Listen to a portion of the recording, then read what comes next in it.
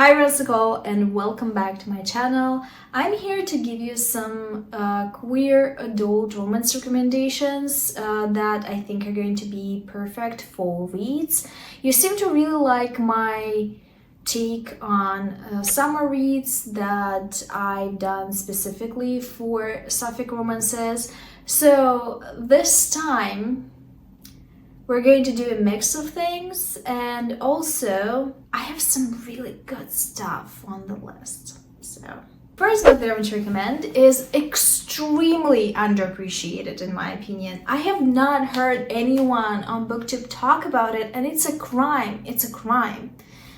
House of Agnes by Fiona Zedde is suspenseful, it's energetic, it's action-packed, it's very vibrant, it's very fun, and generally I want a few things from my fall romances. It's suspense, it is perhaps a mystery plot, I want either angst or very cozy stuff, and I want historical romance. But I'm not going to burden you with historical romances. I know it's not everyone's cup of tea. If it's yours, I do have a video and I'm going to link it. There's gonna be one, just one. Allow me one. Back to House of Agnes. It is suspenseful, it is interesting, it's unlike anything I've read in this genre. House of Agnes is a story about Agnes, surprise, that inherits a brothel from her tyrannical father and who wants to do business as cleanly as possible. It is a job that requires her full attention, and she is not particularly into long-term relationships because she just doesn't have the time. She also has an adopted daughter that she pours herself into, and she is not looking for commitment at the moment. But occasionally she goes to this bar, this exclusive bar, where she picks up women that she likes for a night or two, and there she meets Lola. Lola is very straightforward. She comes to her herself, and she tells Agnes that she doesn't want to sleep with her. She wants to work for her in the brothel. Agnes is extremely suspicious of Lola, and for a good reason, because Lola indeed has plans. She wants to infiltrate the House of Agnes because her long-lost sister was murdered a few years ago and she was working for the brothel. So she wants to infiltrate it, she wants to figure out what happened, and she wants to break the organization down to the bones. Lola and Agnes fall for each other, of course, because it is a romance, and their relationship is so tense. There's so much sexual tension, there's so much angst and plot tension in the story. I really loved it. I think that the suspense elements, the whole crime organization type of plot adds to the story because, well, how many times can you read the same romance story over and over again? We like a little bit of variety. And I think that the setting itself made the story a little sexier, a little more fun, a little more exciting, and also the relationship between the two women is so full of unresolved emotion, and we love unresolved emotion on this channel. So if you have not seen this book, if it was not on your radar, I hope that it is now on your radar and you will give it a chance, because Fiona Zedde is truly a really good author and I want more people to read her stuff. My recent obsession, The Plumber's Maid Mysteries by J.L. Merrow, is something I highly recommend for those that love cozy mysteries. If you just want to curl up in your blankets and drink your hot tea or coffee or hot chocolate. Hot chocolate just sounds really good right now. If you want that, if you want to be surrounded by your candles, if you want to be chill and calm and sweet and cozy and all the good adjectives, if you want that, I highly recommend it. It is a cozy mystery with a side of romance, and I just eat up this kind of arrangement. The Plumber's Made Mysteries follows a plumber named Tom. He lives in England, and he has special talents, as they do. Not plumbers. That sounded really salacious. I didn't mean it that way. I actually meant in those kinds of media, this kind of mystery stories, the protagonist usually has some kind of a special talent that helps them discover things. And in Tom's case, he can feel things that are hidden. Tom's magical talents are a help for the force, and he has a detective that he consistently works with that asks him to be some sort of a cadaver dog for him occasionally, so they would be able to find clues and bodies. And at the start of the novel, Tom is recruited to help find a body of a woman in the woods, and because the victim's mother is very invested in the case and she doesn't believe the police, she also hires a private investigator named Philip. Tom and Philip actually know each other.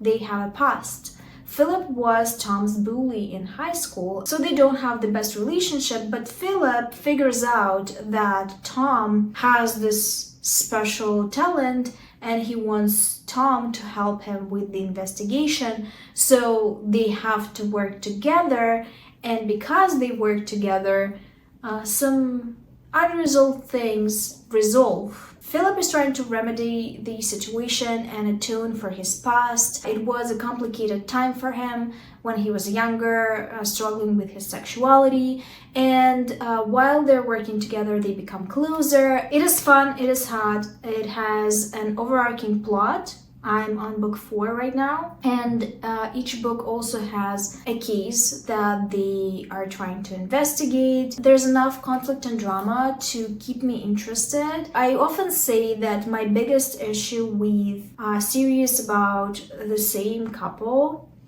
where we follow the same couple in every single book, is how they become close very quickly, lovey-dovey, we get the domestic bliss, and the domestic bliss is really fucking boring. In this case, I think the author did a great job of not making the couple boring, but also giving each book a fun case that is interesting and you want to know the outcome of. A bit of a change of pace with my next book, Just My Type by Lucy Bexley and Bruce Oakley. This is a vampire romance, but it is very camp. It's a story about Merrow, an ancient vampire that has very little knowledge of the human advances, as in she struggles with technology a lot, and who feels like the humanity is creeping up on her. It's very comparable to how I suspect animals feel when we build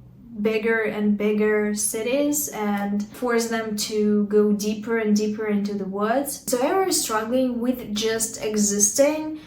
She's struggling with feeding, she's struggling with being able to hide herself from humans, because humans having their phones on them all the time is a big issue, and she cannot safely hunt them. So one day her usual hunting ground, a local park, doesn't bear fruit, and she has to figure out where to feed. So she breaks into a lab and starts drinking from the packets of blood that were collected for science purposes. The second character, named Annie, works in the lab and she catches Merrow red-handed, but she doesn't know about vampires, so she doesn't understand what's happening. And this is honestly one of the weirdest and most interesting meet cutes that I've ever read about. They develop a relationship and we get more vampire lore, we get more human vampire interactions, and they're truly trying to make it work, but it's difficult because they essentially are very different. I love this. It's funny and fun. It's very, very camp, and I think it's just interesting take on vampires, because really, who would explain the internet to them? Now we're getting into the historical territory. We're just dipping our toes a little bit. I wouldn't count this as my exception because I have a different exception. I promised one, but I think I managed to stuff in two. This is recent history, so is it really history? I want to recommend We Could Be So Good by Sebastian and You Should Be So Lucky by Sebastian. Those two romances are part of the same universe. They do follow different people though. We Could Be So Good follows Nick and Andy. They both work for the same paper. Nick is a reporter that built his career from the ground. He comes from a very modest Italian-American family, and Andy is the son of the newspaper's editor, so he's going to inherit the paper. On paper, sorry for repeating myself, on paper, they should not get along at all, because Andy should hate Nick for being a grumpy asshole, and Nick should hate Andy for being entitled and privileged. But they do get along very well and become great friends, except there's a problem because Nick starts noticing that he's very attracted to Andy, and Andy is heterosexual? Question mark. There is so much tension in their relationship. The friendship is so lovely. Their banter is so good. Sebastian is a genius. It's also set in New York in the 60s. Love. Love, love, love, love. You Should Be So Lucky is the second book in the series, and it follows Eddie and Mark. Mark is grieving the death of his partner who died very suddenly from a heart attack at 40. He is a reporter in the same newspaper, and he's responsible for the culture papers. He does reviews of books, art, and does profiles of famous people. And he's asked by Andy to do a profile on a guy named Eddie, who is a recent addition to the New York baseball team. Eddie is struggling with his groove. He was just transferred, he was not happy about it, and he allowed his emotions to take over. So now the papers are full of shit about him. He also is struggling with his game. He's missing his shots. He's down on his luck, he's very, very unhappy, and he is the type of person that doesn't love publicity also.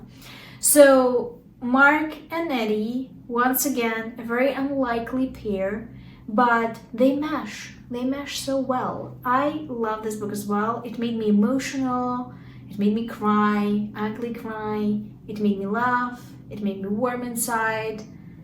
Sebastian just knows how to do this thing. She is a master of romance.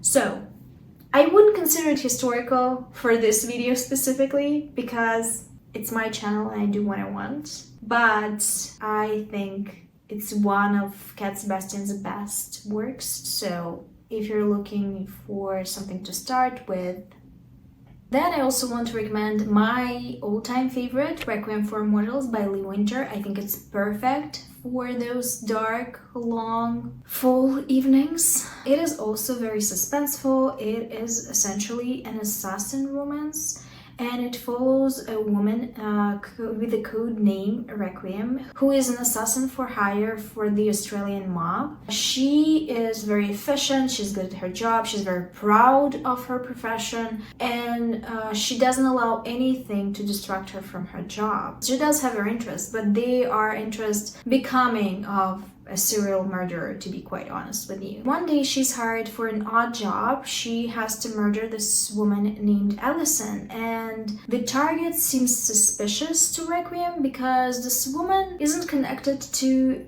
the mob. She isn't rich. She doesn't have any shady dealings.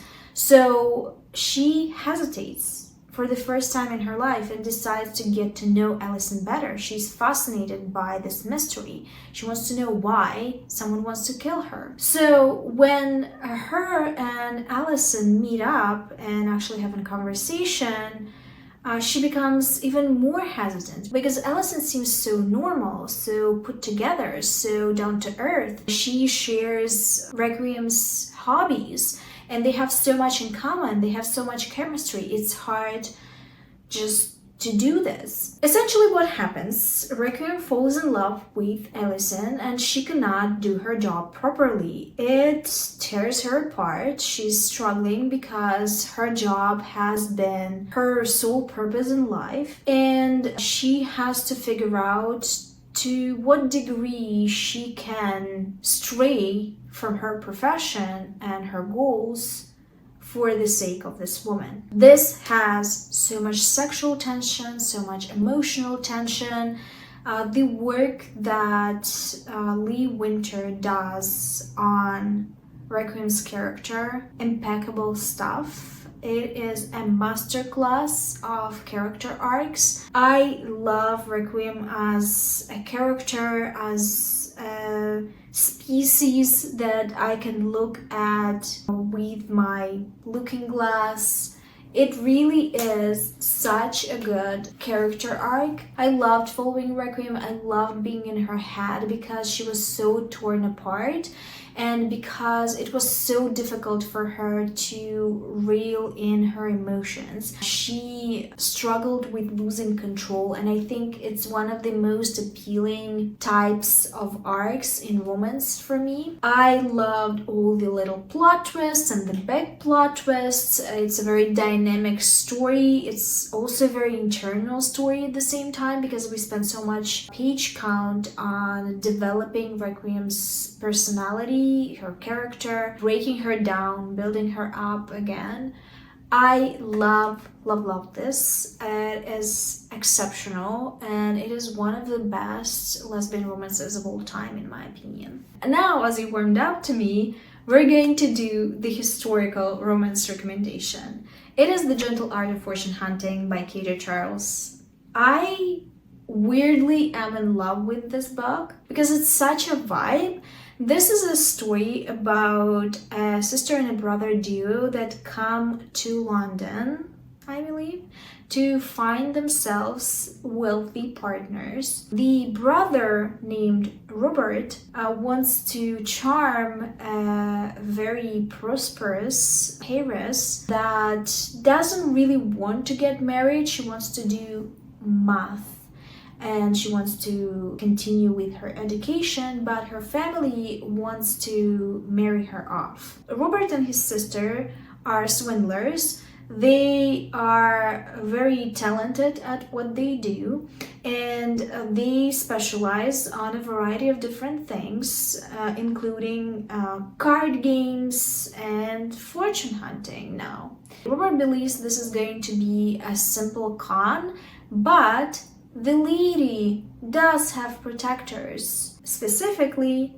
in the form of her uncle named John. John is very suspicious of Robert. He immediately clocks the guy, and he doesn't want his niece to suffer from his hands. John also is very attracted to Robert. Well, they're mutually attracted to each other, which complicates things.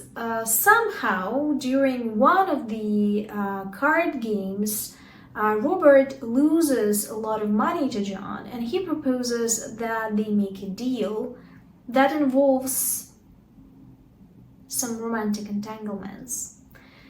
This was so fun. I don't even know why it's such a vibe, but it's such a vibe. I honestly just want to reread it. I don't know. I wouldn't be able to tell you.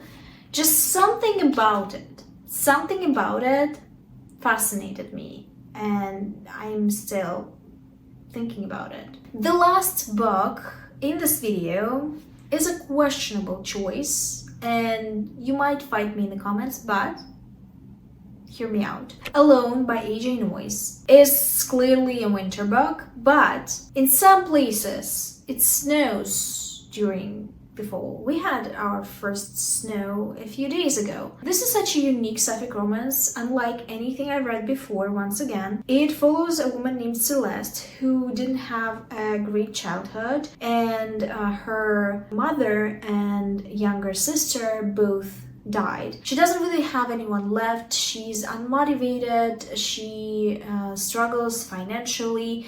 And one day she sees a flyer that looks for people to take part in a behavioral experiment.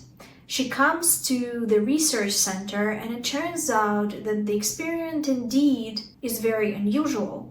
She has to live for a few years in the cabin in the woods alone, never see images of humans or hear their voices. The experiment is supposed to determine if astronauts that are planning to populate Mars would be able to spend a lot of time on their own without losing their mind. Celeste agrees to participate in the experiment because she has nothing to lose and the money is great. So she starts living in the cabin, and we fast forward a few years later toward the closure of the experiment, when things go completely wrong. By the end of the experiment, she hallucinates, she hears things, she is starting to lose balance and clear mind, and she accidentally shoots a woman in the woods thinking that she is a beast and she's trying to attack her. She carries the woman into the house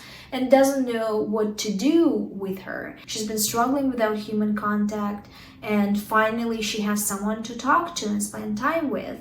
But at the same time, there is an experiment that she has to complete, and this woman being in the house is an obstacle to this experiment. At the same time, she doesn't know if she can tell the observers of the experiment that she has a human in the house, because she might not get her money and the experiment might close early. The mental struggle was such an interesting element in the story, but it's also a romance because Celeste does fall for Olivia, and they are in forced proximity with each other. It is such an interesting concept, and I really enjoyed it. It was twisty, it was fascinating, psychologically fascinating. I found this so unusual. This are all the books that I wanted to recommend you, and in the comment section I am always awaiting your recommendations. Thank you for watching this video. If you reached this part, leave the emoji of a heart in your favorite color, and I will see you soon with another video. But until then,